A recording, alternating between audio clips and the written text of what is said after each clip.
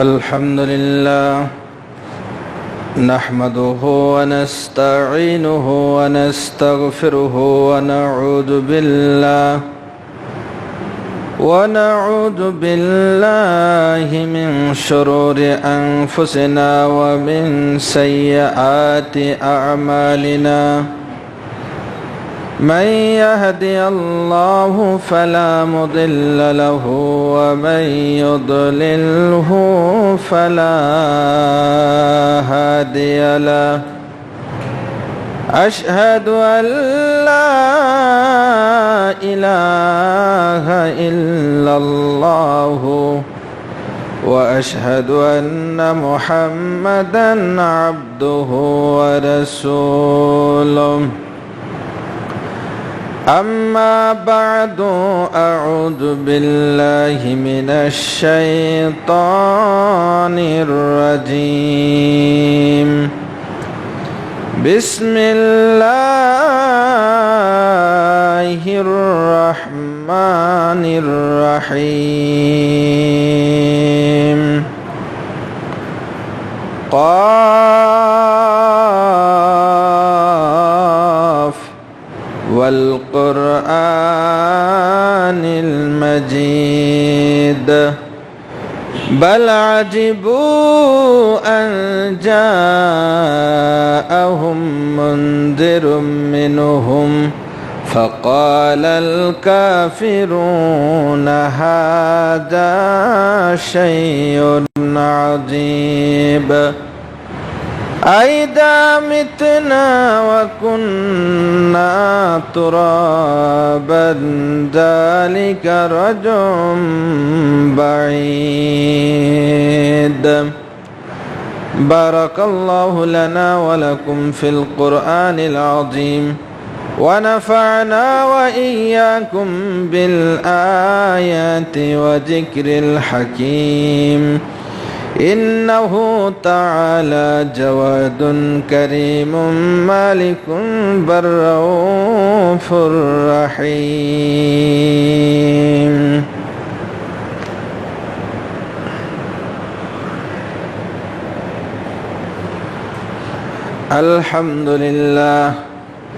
الحمد لله وحده والصلاة والسلام على نبي من لا نبي بعده أما بعد فقد قال الله تعالى في كلامه المجيد أعوذ بالله من الشيطان الرجيم بسم الله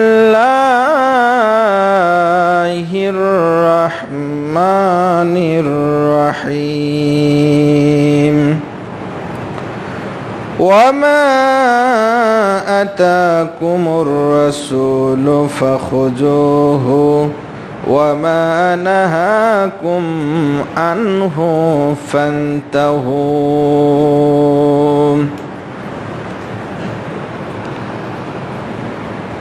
যাবতীয় প্রশংসা মহান আল্লাহ সুবহানাহু ওয়া তাআলার শাহী দরবারে পেশ করছি, যেই মহান রব্বুল ইজ্জাত আমাদের সলাতুল জুমা আদায়ের লক্ষ্যে অত্র বাইতুল ফালা জামে মসজিদে জমায়েত হওয়ার তৌফিক এনায়েত করেছেন। সেই মহান মাবুদের শুকরিয়া আদায় করছি, সকলে পড়ছি আলহামদুলিল্লাহ।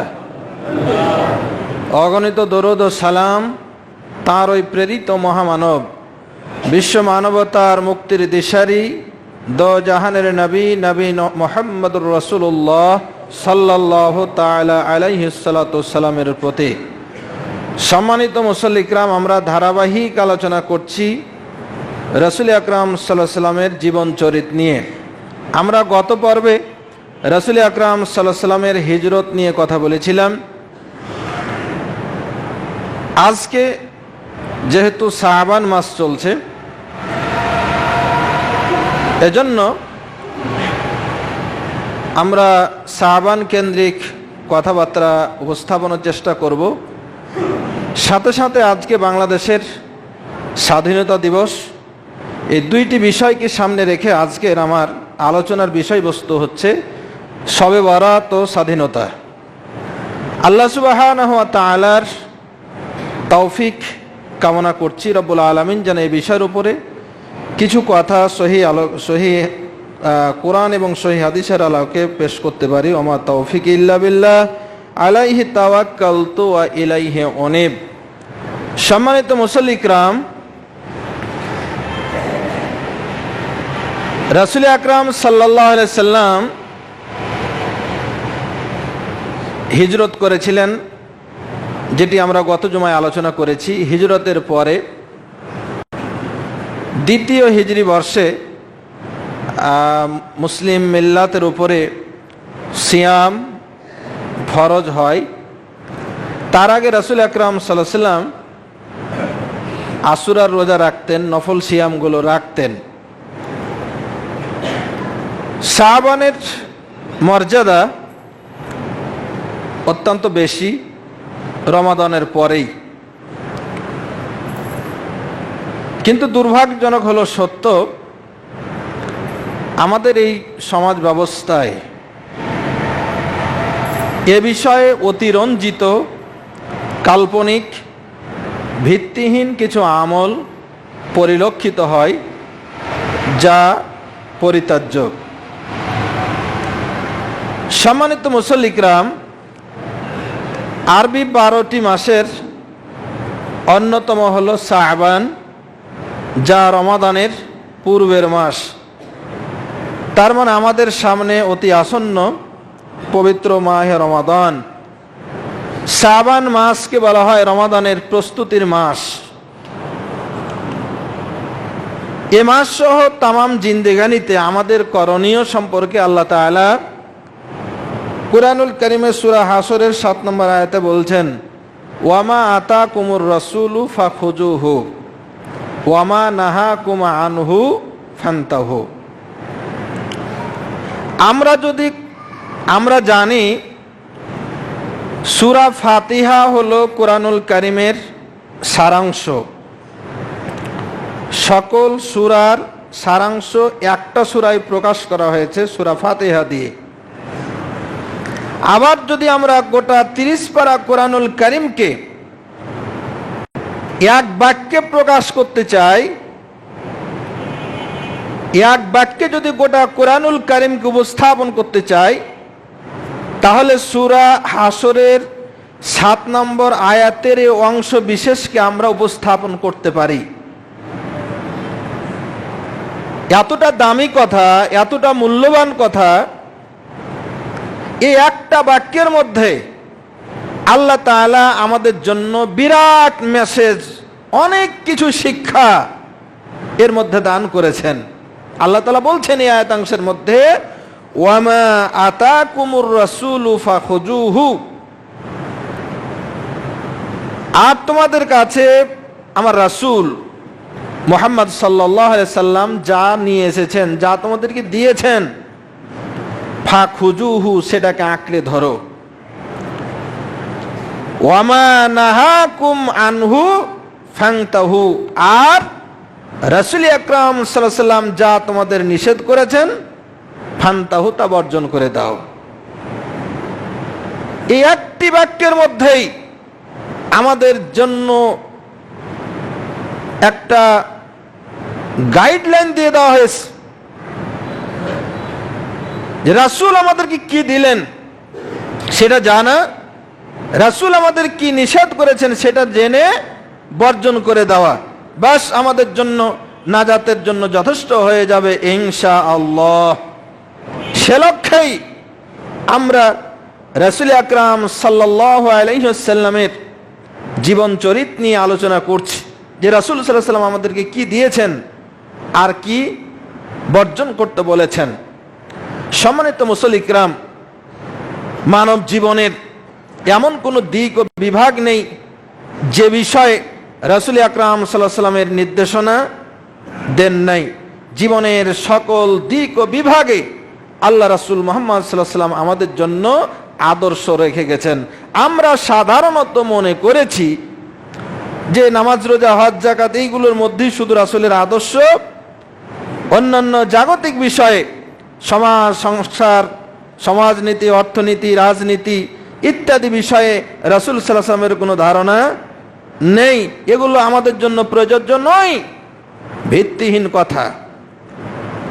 রাসূল সাল্লাল্লাহু আলাইহি ওয়াসাল্লাম ছিলেন যেমন একজন ইমাম, তিনি যেমন ইমাম হিসাবে সালাতের দায়িত্ব পালন করেছেন, সিয়াম, হজ, কালেমা, যাকাত ইত্যাদি কিভাবে পরিচালিত হবে, তেমনইভাবে অর্থনৈতিক ব্যবস্থা কিভাবে পরিচালিত হবে, রাজনৈতিক জীবন কিভাবে পরিচালিত হবে, জীবনের সকল দিক ও বিভাগ আল্লাহ রাসূল সাল্লাল্লাহু আলাইহি ওয়াসাল্লামের আয়ত্তাধীন ছিল। তিনি সকল বিষয়ের উপরে তিনি মতামত পেশ করেছেন, তিনি দায়িত্ব পালন করে দেখিয়ে গেছেন যে আমাদের জীবনের প্রত্যেকটা ধাপ কিভাবে পরিচালিত হবে।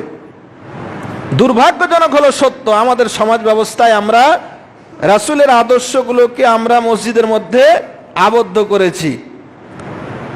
কিন্তু এখানেও আরো পরিতাপের বিষয় যে আমরা যারা বাইরের জগৎটা তো আমরা মনে করেছি এটা রাজনীতিবিদরা, শিক্ষাবিদরা, বুদ্ধিজীবীরা চালাবে, মসজিদটা চলবে ইমামদের বা রাসূল সাল্লাল্লাহু আলাইহি ওয়াসাল্লামের আদর্শ অনুযায়ী।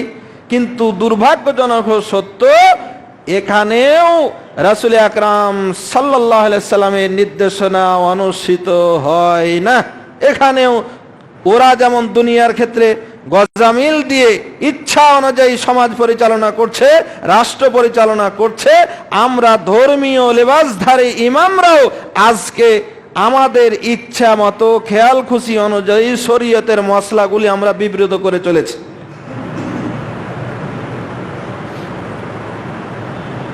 পরিতাপের বিষয়টা এখানে।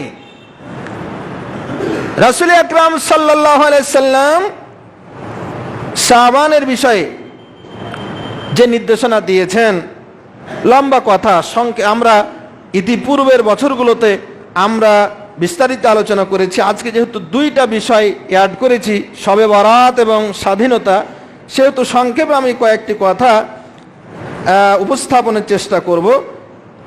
শাবানের আমল সম্পর্কে রাসূল আকরাম সাল্লাল্লাহু আলাইহি ওয়াসাল্লামের স্ত্রী উম্মাহাতুল মুমিনিন মা আয়েশা রাদিয়াল্লাহু তাআলা আনহা তিনি বলছেন, কানা রাসূলুল্লাহ সাল্লাল্লাহু আলাইহি ওয়াসাল্লাম ইয়াসুমু হাত্তা নাকুলা লা ইফতির ওয়া ইফতিরু হাত্তা নাকুলা লা ইয়াসুম ফামা রাআইতু রাসূলুল্লাহ সাল্লাল্লাহু আলাইহি ওয়াসাল্লাম ইসতাকমালা সিয়ামা শাহরিন ইল্লা রমাদান ওয়া মা রাআইতুহু আকসারা সিয়ামান মিনহু মিন শাবান। রাওয়াহুল বুখারী। বুখারী শরীফের 1969 নম্বর হাদিসে রাসূল আকরাম সাল্লাল্লাহু আলাইহি ওয়াসাল্লামের স্ত্রী উম্মাহাতুল মুমিনিন মা আয়েশা বর্ণনা করছেন, কানা রাসূলুল্লাহ সাল্লাল্লাহু আলাইহি ওয়াসাল্লাম ইয়াসুম। রাসূল সাল্লাল্লাহু আলাইহি ওয়াসাল্লাম যখন নফল রোজা রাখতেন, আমরা ধারণা করতাম, আমরা বলতাম লা ইফতির, তিনি মনে হয় আর রোজা ছাড়বেন না, কন্টিনিউ করতেন। ওয়া ইফতির হাত্তা নাকুলা লা ইয়াসুম, আর যখন রোজা রাখতেন না তখন মনে হতো যে তিনি আর মনে হয় রোজা, নফল রোজাগুলো রাখবেন না। ফামা রাআইতু রাসূলুল্লাহ সাল্লাল্লাহু আলাইহি ওয়াসাল্লাম ইসতাকমালা সিয়ামা শাহরিন ইল্লা রমাদান, আর এটাও দেখেছি রাসূল আকরাম সাল্লাল্লাহু আলাইহি ওয়াসাল্লাম রমাদান ব্যতীত অন্য কোন মাসে পরিপূর্ণ 30 দিন বা 29 দিন পুরো এক মাস রোজা রাখেননি।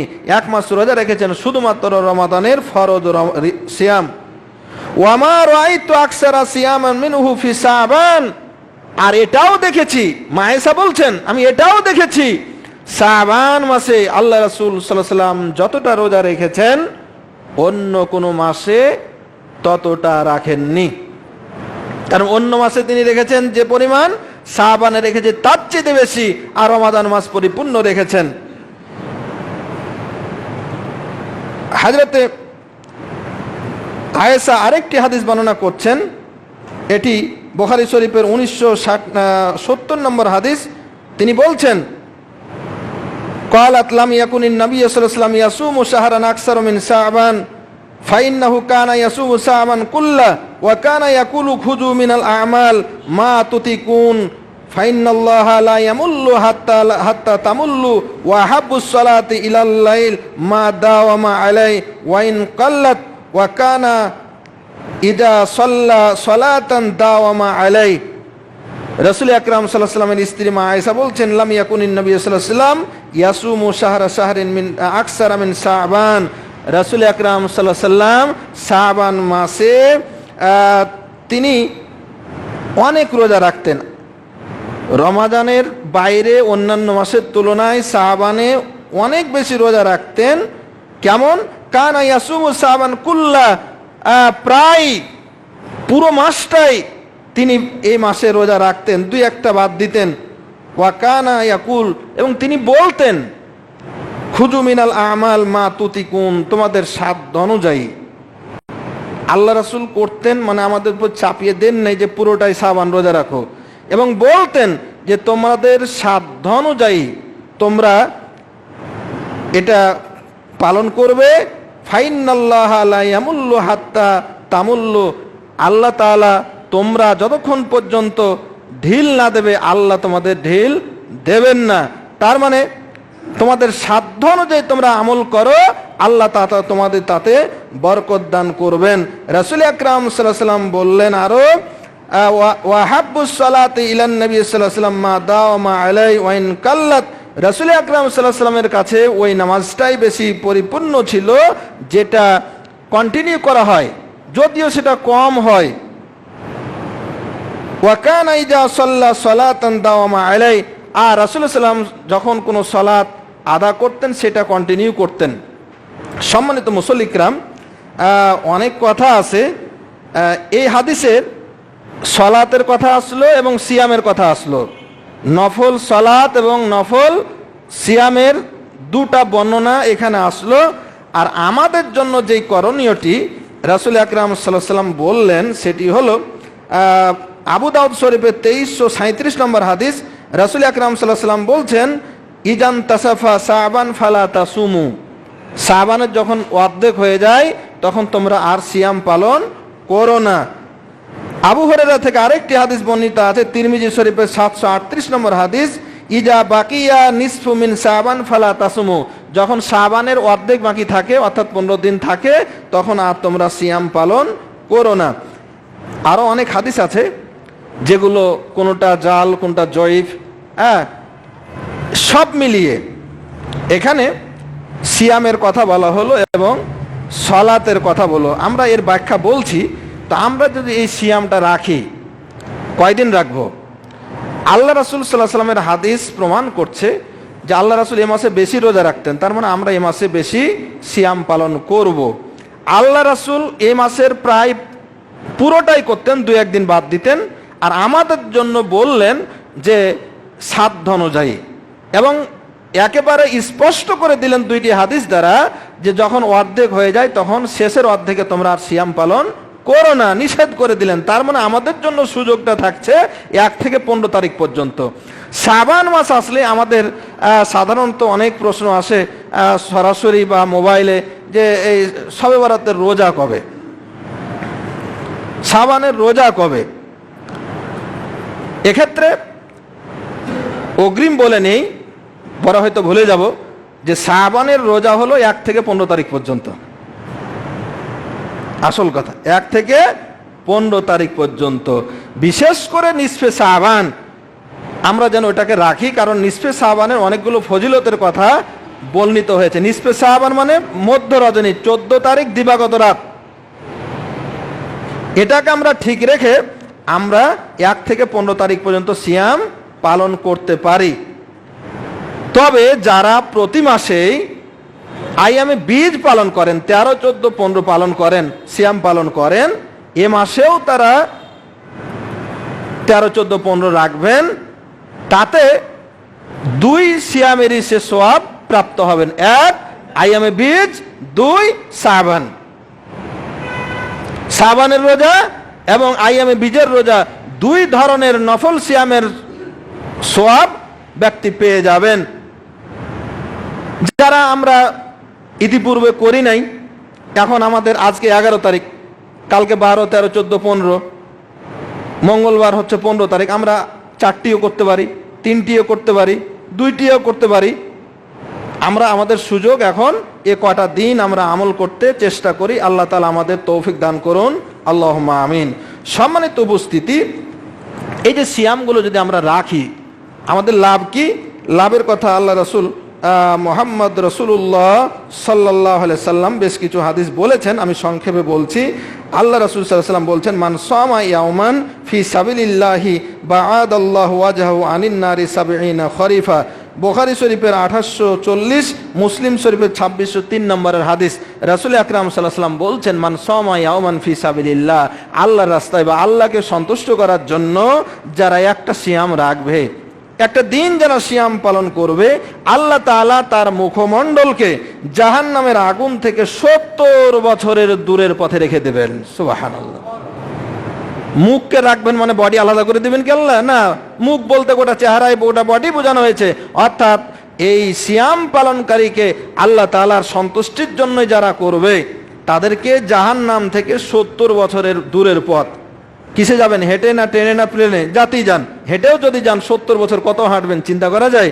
তাহলে ৭০ বছরের দূরের পথ থেকে আল্লাহ তাআলা অত দূরে তাকে জাহান্নাম থেকে দূরে রাখবেন, তথা আল্লাহ তাআলা তাকে জান্নাতে রাখবেন। নাসাই শরীফের ২২৪৪ নম্বর হাদিসে হযরত আবু হুরায়রা বর্ণনা করছেন যে, মান সামা ইয়াওমান ফি সাবিলিল্লাহি আযজা ওয়া জাল্লা জাহাজাহাল্লাহু ওয়াজহাহু আনিন নার বিযালিকাল ইয়াউম ৭০ খরিফা। ওই দিনের থেকে আল্লাহ তাআলা তাকে ৭০ বছর জাহান্নামের পথ থেকে দূরে রাখবেন। একই ধরনের হাদিস নাসাই শরীফের ২২৫৪ নম্বর হাদিসে বলা হচ্ছে, মান সামা ইয়াওমান ফি সাবিলিল্লাহি বাআদাল্লাহু মিনহু জাহান্নাম মাসিরাতা মিয়াতা আম। এখানে বলা হচ্ছে ১০০ বছরের পথ। আগেরটা বললাম ৭০ বছর, আর এই নাসাই শরীফের হাদিসে বলা হচ্ছে ১০০ বছরের দূরের পথ থেকে আল্লাহ তাআলা তাকে দূরে রাখবেন। আরেকটি হাদিস তিরমিজি শরীফের ১৬২৪, ফজিলতে বলা হচ্ছে, মান সামা ইয়াওমান ফি সাবিলিল্লাহ, আল্লাহকে সন্তুষ্টির জন্য যারা এই নফল সিয়ামগুলো পালন করবে, জাআলাল্লাহু বাইনাহু ওয়া বাইনান নার খান্দাকান কাই বাইনাস সামাই ওয়াল আরদ। আল্লাহ তাআলার সন্তুষ্টির জন্য যারা সিয়াম পালন করবে, আল্লাহ তাআলা তার মাঝে আর এই জাহান্নামের মাঝে একটা ব্যবধান তৈরি করবেন, যেই ব্যবধানটা একটা খন্দক, একটা পরিখা খুঁড়ে দেবেন, একটা গর্ত। জাহান্নামের মাঝে আর ব্যক্তির মধ্যে একটা গর্ত থাকবে, যাতে করে জাহান্নামে যেতে না পারে। গর্তের ব্যবধানটা কেমন? আল্লাহ রাসূল মুহাম্মদ সাল্লাল্লাহু আলাইহি ওয়াসাল্লাম বর্ণনা করলেন, কাইমিনাস সামাই ওয়াল আরদ, আসমান আর জমিনের মাঝে যতটা ব্যবধান, ওই সিয়াম পালনকারী এবং জাহান্নাম থেকে তার ব্যবধান ততটুকু। সুবহানাল্লাহ। অনেক কথা এসেছে সম্মানিত মুসল্লিকরাম। তো আমরা এই সোয়াবগুলো হাসিলের জন্য আগামী 4টি দিন আমাদের সামনে সুযোগ আছে সিয়াম পালনের। আমরা সিয়ামগুলো পালন করি। আর কি নিয়তে করবেন? আমাদের বর্জনীয় দিকগুলো একটু আলোচনা করে নেই। সেটি হলো যে, আমরা বলি কি শবে বরাতের রোজা, এই নিয়তটাকে চেঞ্জ করতে হবে। নিয়তটা চেঞ্জ করতে হবে। চেঞ্জ এই কারণে করতে হবে যে, কোরআন এবং হাদিসের শব্দই নয় শবে বরাত। কোরআন হাদিসের কোথাও এই শব্দটা খুঁজে পাবেন না। সুতরাং যেই শব্দ কোরআন হাদিসে খুঁজে পাওয়া যাবে না, ওই শব্দ যদি আমরা নিয়তে আনি তাহলে বরকত নিশ্চয় পাওয়া যাবে না। কারণ কোরআন নাজিল হয়েছে আরবি ভাষায়, হাদিস বর্ণিত হয়েছে রাসূলের ভাষা আরবি দিয়া, আর সব শব্দটা হলো ফার্সি। সুতরাং শবে বরাত এই নিয়তে নয়, সেটা হলো শাবানের রোজা। শাবানের রোজা যদি 15 তারিখে রাখেন, সেটা হলো নিসফে শাবানের রোজা। হাদিসের ভাষা হলো কি? নিসফে শাবান। এক কথায় শাবানের নফল সিয়াম পালনের উদ্দেশ্যে আমি সিয়াম পালন করলাম, যথেষ্ট। তাহলে আমাদের বর্জনীয় দিক হলো শবে বরাত নামটাকেই না বলা। কারণ শবে বরাত মানে হলো, সব মানে রাত, বরাত মানে ভাগ্য। এর মানে হচ্ছে ভাগ্য রজনী। ভাগ্য রজনী বলতে আল্লাহ তাআলা কোরআনুল কারিমে একটা স্পষ্ট রাতের কথা বলেছেন, সেটি হলো লাইলাতুল কদর। লাইলাতুল মানে রাত, কদর মানে ভাগ্য। ভাগ্য রজনী যদি কিছু থাকে সেটা হলো লাইলাতুল কদর, শবে বরাত নয়। যদি আমরা এটাকে শাবানে শবে বরাত ধরি, তাহলে লাইলাতুল কদরটা কি? সন্দেহ তৈরি হয়ে যায়। এজন্য কিছু ভুল ব্যাখ্যা দিয়ে আমাদেরকে শবে বরাতের সমকক্ষ বানিয়ে দেওয়া হয়েছে এই শবে কদরকে। তো যাই হোক, আমরা শবে বরাত শব্দটা না বলে আমরা নিসফে শাবান কথাটা প্রয়োগ করব, প্রচলন করব এবং এই নিয়তটা বর্জন করব। এক্ষেত্রে আমি একটি হাদিস বললাম যে আল্লাহ রাসূল বলেছেন যেই নফল নামাজটা কন্টিনিউ করা যায় সেটা করতে। শবে বরাত উপলক্ষে আমাদের এই উপমহাদেশে 100 রাকাত নামাজ চালু আছে। হয়তো আমাদের এই আশেপাশের এটাতে গণ্ডিতে হয়তো পাবেন না, কিন্তু অনেক জায়গায় আছে যে এই রাতে একবারে গোসল টোসল করে 100 রাকাত নামাজ পড়ে নফল রাতের। এটা আল্লাহ রাসূল করেননি। সুতরাং আমি যদি দৈনিক 100 রাকাত দিতে আপনি নফল নামাজ পড়েন, আল্লাহ রাসূল তো পড়েননি, আপনি যদি দৈনিক পড়তে পারেন তাহলে ওই রাতও পড়বেন। আল্লাহ রাসূল যেহেতু পড়েননি সুতরাং আমাদের জন্য এটা পরিত্যাজ্য। যদি 2 রাকাত করে হয়, দৈনিক যদি 2 রাকাত, আল্লাহ রাসূল সাধারণত 4 রাকাত পড়তেন, 8 রাকাত করতে প্রতি রাতে আল্লাহ রাসূল তাহাজ্জুদ আকারে নফল নামাজ পড়তেন। এটা কন্টিনিউ করি, আমাদের জন্য বরকত নাজিল আছে। কিন্তু আমার সারা জীবন ফরজ নামাজের ঠিক নাই, তাহাজ্জুদ নাই, আর একদিন আমি 100 রাকাত পড়ে নিয়ে আমি সব ভাগ্য পাল্টে ফেলবো? না, সম্ভব নয়। এজন্য যে আমলটা করব, যে সালাতটা পালন করব, সেটা ধারাবাহিকভাবে করতে চেষ্টা করব। এ রাত উপলক্ষে বিশেষ দোয়া, বিশেষ আলোচনা অনুষ্ঠান, তারপরে আলোকসজ্জা, এরপরে মোমবাতি প্রজ্বলন, পটকা ফুটানো ইত্যাদি আয়োজন করা হয়ে থাকে, যা পরিত্যাজ্য, অবশ্যই বর্জন করতে হবে। এ রাতের বা এই দিনের বিশেষ একটা আমল আমাদের এই সমাজে আছে, সেটা হালুয়া রুটি বিতরণ। আগে বেশি ছিল, এখন কমে গেছে। হালুয়া রুটি এবং মিষ্টান্ন খাবার বানিয়ে বাড়ি বাড়ি বিতরণ করা এবং এটাকে সৌভাগ্যের কারণ মনে করাটা, এটা বর্জন করতে হবে। হ্যাঁ, হালুয়া রুটি বানানো, খাওয়ানো এটা দোষের কিছু নয়, কিন্তু দোষের হবে তখনই যখন আপনার বছরে 364 দিনে কোনো খবর নাই, আপনি বাছাই এই দিনটাতে যখন করবেন এবং মনে করবেন এর মাধ্যমে আমার ভাগ্য পরিবর্তন হবে। হালুয়া রুটি খালে এই রুটি কিয়ামতের দিন আরশের নিচে আমার মাথায় ছায়া দিবে, নানা ধরনের কুসংস্কার আছে। যখনই এই নিয়ত করবেন তখন সেটা বিদআত হবে, তখন সেটা গুনাহের কারণ হয়ে যাবে। এজন্য হালুয়া রুটি, হ্যাঁ, আপনি বছরের অন্যান্য সময় করেন, মাঝে মধ্যেই করতে থাকেন, এদিনেও করছেন, ফকির মিসকিনে খাওয়াচ্ছেন, প্রতিবেশীকে খাওয়াচ্ছেন, আপনি সওয়াব পাবেন। কিন্তু অন্য সময় যদি না থাকে আর বাইছায় এই দিনটাতে করেন, তখন সওয়াবের পরিবর্তে গুনাহ হয়ে যাবে। কাজে হালুয়া রুটির এই প্রচলন, এটাকে আমাদের বর্জন করতে হবে। বর্জনের মধ্যে অন্যতম হলো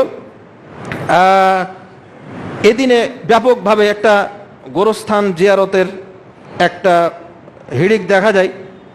গোরস্থান জিয়ারতের কথা যে হাদিসটা আছে, সেই হাদিসটার সনদে জয়ীফ বলা হয়েছে, মুহাদ্দিসিন ইকরাম জয়ীফ বলেছেন।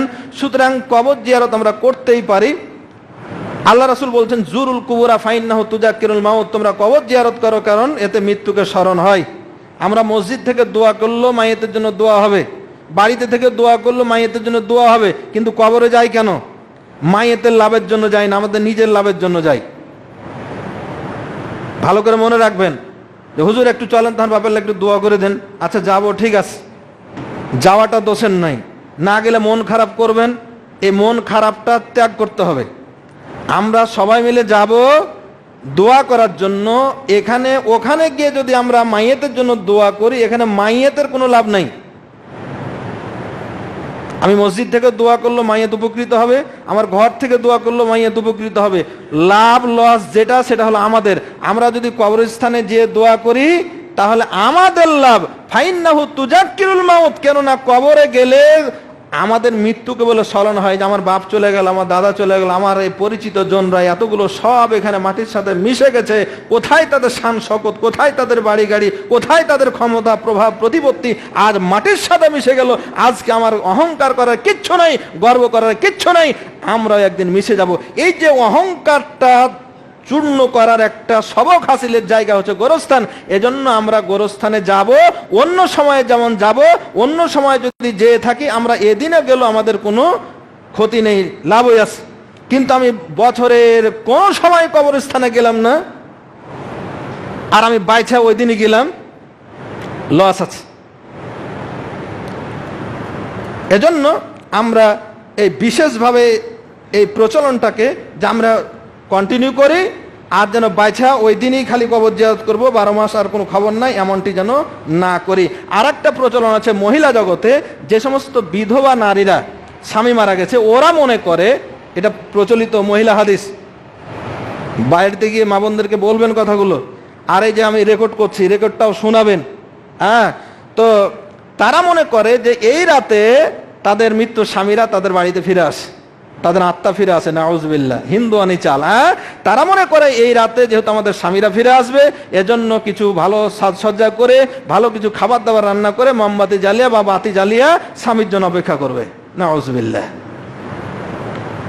এ সমস্ত শিরকি কর্মকাণ্ড থেকে আমাদের বিরত থাকতে হবে, মা বোনদেরকে নিরুৎসাহিত করতে হবে এবং বর্জন করাতে হবে। আল্লাহ তাআলা আমাদের তৌফিক দান করুন, আমিন। এই দিনকে কেন্দ্র করে আমাদের দেশে ছুটি পালন করা হয়। ছুটি এটা সরকারি সিদ্ধান্ত, হয়তো আমার বলাটা ঠিক হবে না, তারপরে বলি, ছুটি পালন করা মানে বেদাতকে পালনের, বেদাতকে বাস্তবায়নের একটা সুযোগ করে দেওয়া।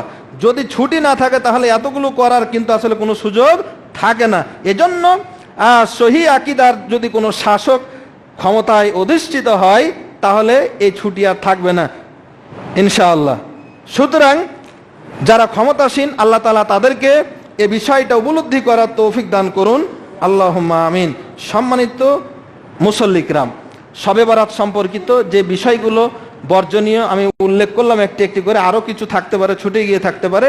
এই বর্জনীয় দিকগুলো আল্লাহ তাআলা যেন আমাদের বর্জন করার তৌফিক দান করেন, আল্লাহুম্মা আমিন। পালনীয় যে দিকগুলো সেটি হলো যে আমরা এ মাসে সিয়াম পালন করব নফল নিয়তে। আমরা এ মাসে আল্লাহ তাআলার কাছে তৌফিক কামনা করব, আল্লাহ তাআলা যেন রমাদানের সিয়াম আমাদের পালন করার তৌফিক দান করেন। আমরা এ মাসটাকে রমাদানের প্রস্তুতির মাস হিসাবে গ্রহণ করব, আল্লাহ তাআলা তৌফিক দান করুন, আল্লাহুম্মা আমিন। সম্মানিত মুসল্লি কিরাম, এর সাথে আজকে যেহেতু 26শে মার্চ আমাদের স্বাধীনতার 50 বৎসর পূর্ণ হলো আজকে পবিত্র জুমার দিন। 1971 সালের 26শে মার্চও ছিল শুক্রবার। 50 বছর পরে এসে দিনটা কিন্তু একই, তারিখেও একই। আল্লাহ তাআলার কাছে দোয়া করছি আমাদের দেশের স্বাধীনতা, সার্বভৌমত্ব অর্জনের জন্য, স্বাধীনতা অর্জনের জন্য যাদের অবদান আছে, যারা শহীদ হয়েছেন, আল্লাহ তাআলা তাদের যেন জান্নাত নসিব করেন, আল্লাহুম্মা আমিন। যারা ত্যাগ স্বীকার করেছেন, আল্লাহ তাআলা তাদের ত্যাগের প্রকৃত জাযা আল্লাহ তাআলা যেন দান করেন, আল্লাহুম্মা আমিন। এই 50 বৎসর পরে এ কথাই বলতে চাই, স্বাধীনতার 50 বৎসর পরে আল্লাহ তাআলা যে স্বাধীনতা দিয়েছেন এটা মহান নিয়ামত। যেই ভূখণ্ডের বাসিন্দারা স্বাধীনতা অর্জন করেনি, বছরের পর বছর, শতাব্দীর পর শতাব্দী স্বাধীনতার জন্য লড়াই করে চলেছে, তারাই জানে স্বাধীনতার প্রকৃত স্বাদ কি জিনিস। সুতরাং একটা ভূখণ্ডের স্বাধীনতা আল্লাহ তাআলার পক্ষ থেকে বিরাট একটা নিয়ামত। সেই নিয়ামত আমরা মাত্র 9 মাসের ব্যবধানে লাভ করেছিলাম। আল্লাহ তাআলার কাছে জানাচ্ছি হাজারো শুকরিয়া, আলহামদুলিল্লাহ। তো সম্মানিত মুসল্লি কিরাম, এই স্বাধীনতা মানেই স্বেচ্ছাচারিতা নয়, এটা মনে রাখতে হবে। স্বাধীনতা মানে স্বেচ্ছাচারিতা নয়, যেটা অনেকে মনে করে থাকে আমরা স্বাধীন জাতি, স্বেচ্ছাচারিতার সাথে আমরা যা ইচ্ছা তাই করবো, এটাই স্বাধীনতা। না, স্বাধীনতা মানে স্বেচ্ছাচারিতা নয়, স্বাধীনতা মানে সুশৃঙ্খল জীবনযাপন নামই হচ্ছে স্বাধীনতা। যার যতটুকু হক, যার যতটুকু দায়িত্ব সঠিকভাবে সঠিক নিয়মে পালনের নামই হচ্ছে স্বাধীনতা। আল্লাহ তাআলা এই বুঝটুকু আমাদের সবার মাঝে যেন জারি করে দেন, সকলে বলে আমিন। সম্মানিত উপস্থিতি, স্বাধীনতার এ বিষয়ে আমি একটি হাদিস আমি কোট করতে চাচ্ছি এখানে। সহিহ বুখারীর 52 নম্বর হাদিস, রাসূল আকরাম সাল্লাল্লাহু আলাইহি ওয়াসাল্লাম বলছেন, হযরত নোমান ইবনে বাশির তিনি হাদিস খানার বর্ণনা করছেন, তিনি বলছেন, সামি'তু রাসূলুল্লাহ সাল্লাল্লাহু আলাইহি ওয়াসাল্লাম আল হালালু বাইয়িনুন ওয়াল হারামু বাইয়িনুন। যা কিছু হালাল সেটা স্পষ্ট, ওয়াল হারামু বাইয়িনুন, যা হারাম সেটাও স্পষ্ট। হালাল স্পষ্ট করে দেওয়া হয়েছে ইসলামে, হারামও স্পষ্ট করে দেওয়া হয়েছে। ওয়া বাইনাহুমা মুতাশাবিহাত, আর এর মধ্যে কিছু অস্পষ্ট জিনিস আছে, সন্দেহযুক্ত জিনিস আছে। লা ইয়ালমুহা কাসীরুম মিনান নাস, অধিকাংশ মানুষ সেটা জানে না এই সন্দেহযুক্ত বিষয়গুলো কি। ফামানিত্তাকা শুবহাত ইস্তাবরা লিদীনিহি ওয়া ইরজিহি, কেউ যদি এই সন্দেহজনক বিষয়গুলো থেকে বেঁচে থাকে, সে তার দিনকে, সে তার সম্মানকে রক্ষা করলো। সুবহানাল্লাহ। একটা জিনিস হালাল, একটা হারাম আমরা জানছি, কিন্তু যদি মনে হয় যেটা হালাল না হারাম বুঝে আসে না, আলেমদের কাছ থেকে জিজ্ঞেস করে বুঝে আসে না, তখন দূরে থাকেন, বেঁচে থাকেন। যদি বাঁচতে পারেন তাহলে আল্লাহ তাআলা রাসূল বলছেন সে তার দিনকে, সে তার সম্মানকে রক্ষা করলো। ওয়ামান ওয়াকা ফিস শুবহাত কারাইন ইয়ারা হাওলাল হিমা, কেউ যদি সেই সন্দেহযুক্ত কাজটা করে বসে, তার উদাহরণটা হচ্ছে ওই রাখালের মতো, ওই ছাগল পালের মতো, যে একটা সীমারেখার গোড়াতে কি করে, ছাগল চড়ায়। ইউসিকু আন ইউয়াকিহু, একটা ধানের ক্ষেত, আইলে গরু চড়াইছেন মানুষের, আপনি যতই সজাগে থাকেন ও ধান খাবি। আমরা কৃষকের সন্তান সবাই, হ্যাঁ, ছোটবেলায় আমি এই কাজ অনেক করেছি। ধানের আইলে গরু লেগে আপনি যতই মুখ হাত দিয়ে, ও মুখ টান দেবে, চড়ালে ও অন্যের খেত খাবেই, এটা অভ্যাস। সুতরাং একটা সীমারেখার যেটা বর্ডার, ওর নিচে যাওয়া যাবে না। আল্লাহ তাআলার এখানে নির্দেশ, রাসূল সাল্লাল্লাহু আলাইহি ওয়াসাল্লাম বললেন, যারা এই সন্দেহযুক্ত কাজ করবে ওর অবস্থা হলো ওই খেতের আইলে অন্যের আইলের পাশ দিয়ে ছাগল গরু চড়ার মতোই, মানে থাকলেই ক্ষতি হওয়ার সম্ভাবনা আছে, পাপ হওয়ার সম্ভাবনা আছে। আল্লাহ রাসূল বলছেন, আলা ওয়া ইন্না লিকুল্লি মালিকিন হিমান, জেনে রাখো প্রত্যেকটা শাসকের একটা সীমারেখা আছে। 1971 সালে বাংলাদেশ নামক এই ভূখণ্ড আমরা স্বাধীনতা অর্জন করেছি, আলহামদুলিল্লাহ। আবারও পড়ছি আলহামদুলিল্লাহ। এর যে একটা সীমারেখা আছে, আমরা পারি নাই বেড়া দিতে, কিন্তু আমাদের প্রতিবেশীরা বেড়া দিয়ে ঘেরে দিয়েছে, আমাদের সীমারেখা চিহ্নিত করে দেওয়া হয়েছে। এই সীমারেখা শাসকরা পরিচালনা করে, তার অনেক নিয়ম কানুন থাকে, আমরা ইচ্ছায় অনিচ্ছায় আমরা মেনে নিতে বাধ্য হয়ে অনেক ক্ষেত্রে, আমরা ইচ্ছায় অনিচ্ছায় অনেক সময় মেনে নেই। আল্লাহ তাআলারও একটা সীমারেখা আছে। আল্লাহ রাসূল বলছেন, আলা ওয়া ইন্না হিমাল্লাহি ফি আরদিহি মাহারিমুহু, শুনে রাখো শাসক শাসিত সবাই, শাসকের যেমন একটা সীমা আছে, সেখানে যেমন সে বাহাদুরি করে, কিন্তু এই বাহাদুরিটা হলো সীমিত, অল্প সময়ের জন্য। আলা ওয়া ইন্না হিমাল্লাহি ফি আরদিহি মাহারিমুহু, আল্লাহর জমিনে আল্লাহর সীমারেখা হলো তার হারাম কাজগুলো, যেটা হারাম সেটা হলো আল্লাহর সীমারেখা। দুনিয়ার এই বর্ডার যদি আমরা ক্রস করতে না পারি, বিএসএফ এর গুলি খেতে হয়, যান না পাসপোর্ট ছাড়া গুলি খেতে হবে। তো এই যে ভূখণ্ড, একটা দুনিয়াবি চিন্তা চেতনা নিয়ে, রাষ্ট্র গঠনের বিভিন্ন উপকরণ নিয়ে আমরা যে একটা দুনিয়াবি সিস্টেমে আমরা একটা সীমারেখা আমরা নির্ধারণ করেছি, এই সীমারেখা আমাদের নির্ধারিত সীমারেখা, আমরা ক্রস করলে যদি আমাদেরকে গুলি খেতে হয়, আল্লাহর সীমারেখা যদি আমরা ক্রস করি, নাজাত পাওয়ার আশা করি কিভাবে? এজন্য রাসূল আকরাম সাল্লাল্লাহু আলাইহি ওয়াসাল্লাম বলছেন, আলা ওয়া ইন্না ফিল জাসাদে মুদগা, শুনে রাখো প্রত্যেকটা মানব দেহে একটা মাংস পিণ্ড আছে। ইজা সলুহাত সলুহাল জাসাদু কুল্লা ওয়া ইজা ফাসাদাত ফাসাদাতুল জাসাদু কুল্লা আলা ওয়া হিয়াল কালব। শোনো, যখন সেই মাংস টুকরাটা সঠিক থাকে, ভালো চিন্তা চেতনা তার মধ্যে জাগ্রত হন, গোটা বডিটা সুস্থ থাকে, সেটা যদি বিগড়ে যায়, গোটা বডিটাই বিগড়ে যায়, শুনে রাখো সেটা হলো কলব। আলা ওয়াহিয়াল কলব, সেটা হলো কলব। যদি আপনার হার্ট ঠিক থাকে, আপনার সব ঠিক, হার্ট বিগড়ে গেলে, হার্ট ব্লক হয়ে গেলে, এটা নষ্ট হয়ে গেলে আপনার বডির 4 পয়সা কোনো দাম নেই। সুতরাং আল্লাহ রাব্বুল আলামিন যে দিয়েছেন, ইসলাম দিয়েছেন, তার সীমারেখা নির্ধারণ করেছেন, ওটা উপলব্ধি করে আল্লাহ তাআলা যেন আমাদেরকে বাস্তবায়ন করার তৌফিক দান করুন, আল্লাহুম্মা আমিন। আমরা স্বাধীন ভেবে আমরা যেমন স্বেচ্ছাচারিতামূলক দুনিয়াতে চলছি, ধর্মীয় ক্ষেত্রেও স্বেচ্ছাচারিতার অংশ নিয়ে শরীয়তের মধ্যে গজামিল দিয়ে আমরা আলেম নামের অনেক জালেম, আমরা ইসলামের মধ্যে অনেক রাসূল সাল্লাল্লাহু আলাইহি ওয়াসাল্লামের নীতি বহির্ভূত পথ পন্থাকে আমরা অনুপ্রবেশ ঘটিয়ে দিয়েছে। শুনে রাখেন, স্বাধীনতা মানে স্বেচ্ছাচারিতা নয়, স্বাধীনতা মানে আপনি যা ইচ্ছা তাই করবেন নয়, স্বাধীনতা মানে ধর্মীয় ক্ষেত্রেও তাই। 1 গ্লাস পানিও আপনি আমি স্বাধীনভাবে খেতে পারবো না যদি মুসলমান হই। 1 গ্লাস পানিও আপনার আমার ইচ্ছা অনুযায়ী আমরা খেতে পারবো না, এখানে কয়েকটা নিয়ম মানতে হবে। যেমন 1 গ্লাস যদি পানি খান, আপনাকে পানীয়টা হালাল হতে হবে। 2 নাম্বার, যে পাত্রে খাচ্ছেন পাত্রটা হালাল হতে হবে। 3 নাম্বার, আপনি যে পানিটা খাবেন এর জন্য বিসমিল্লাহ বলে খেতে হবে। 4 নাম্বার, পানিটা খাবেন তখন আপনাকে ডান হাতে খেতে হবে। 5 নাম্বার, পানিটা খাবেন তখন দাঁড়িয়ে খাওয়া যাবে না, বসে খেতে হবে। 6 নাম্বার, পানিটা যখন খাবেন এক নিঃশ্বাসে খেতে পারবেন না, কমপক্ষে 3 নিঃশ্বাসে খেতে পারবেন।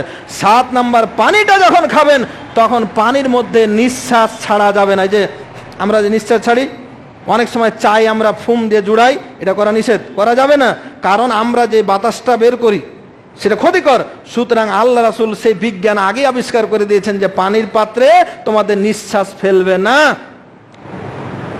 পরিশেষে 8 নাম্বার যদি বলি, পানিটা যখন খাওয়া হয়ে যাবে তখন আমরা বলবো আলহামদুলিল্লাহ, আল্লাহর প্রশংসা।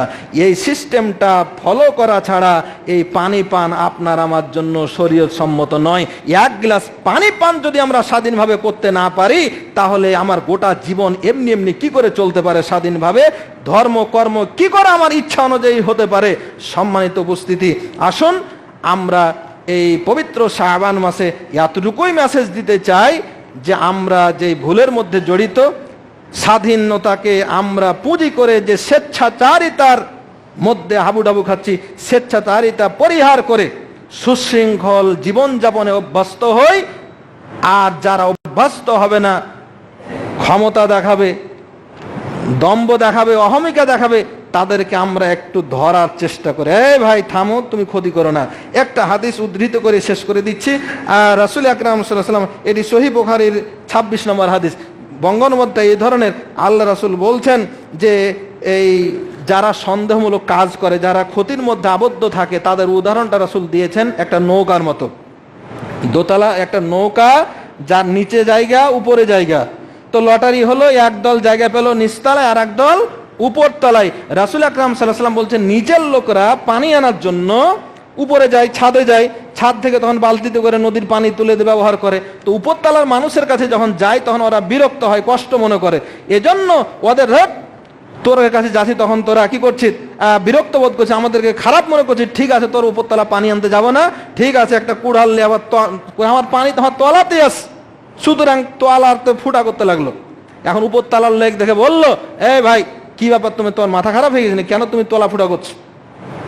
তো উপরতলার লোকেরা যদি ওই লোকটাকে বাঁচায়, তলা ছিদ্র করা লোকটাকে, এই আরে তুই যদি তলা ছিদ্র করিস তা আমরা মরবো, তুইও মরবি, সবাই হেফাজত হবে। আর যদি ওকে ঠিক আছে তুই তলা ফুটা করছিস কর, আমরা তো উপরতলাতে আছি, তো উপরতলাতে থেকে উপরতলার মানুষ কি বাঁচবে? মরে যাবে। যে খুঁড়ছে, যে ভাঙছে সেও মরবে, গোটা যাত্রী পরিবেশ মরবে।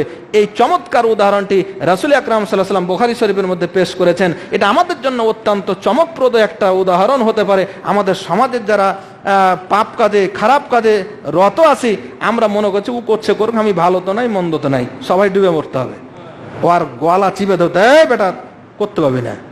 এই যে আল আমরু বিল মারুফ ওয়ান নাহি আনিল মুনকার, কোরআনে বহু জায়গাতে বলা হয়েছে, সৎ কাজের আদেশ, অসৎ কাজের নির্দেশ, এটা বাস্তবায়ন করতেই হবে। আল্লাহ তাআলা আমাদের তৌফিক দান করুক, নতুবা আমাদের সকলকে ডুবে মরতে হবে আল্লাহর আযাব গজবে। আল্লাহ তাআলা আমাদের হেফাজত করুন, আমিন। শাবান মাসের যে নেক আমলগুলো আছে, সেই হাদিসের আলোকে আমরা যেন তা আমল করতে পারি, আল্লাহুম্মা আমিন।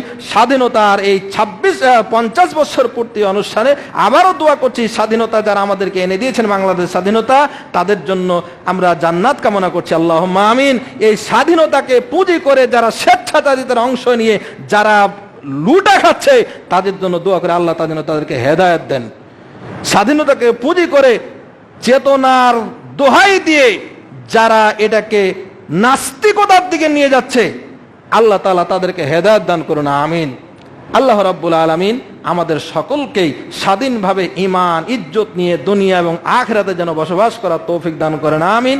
এই কামনা করে, এই দোয়া করে আজকের খুতবা এখানে শেষ করছি। ওয়া আখিরি দাওয়ানা আনিল হামদুলিল্লাহি রাব্বিল আলামিন। কুমুলিস সালাত।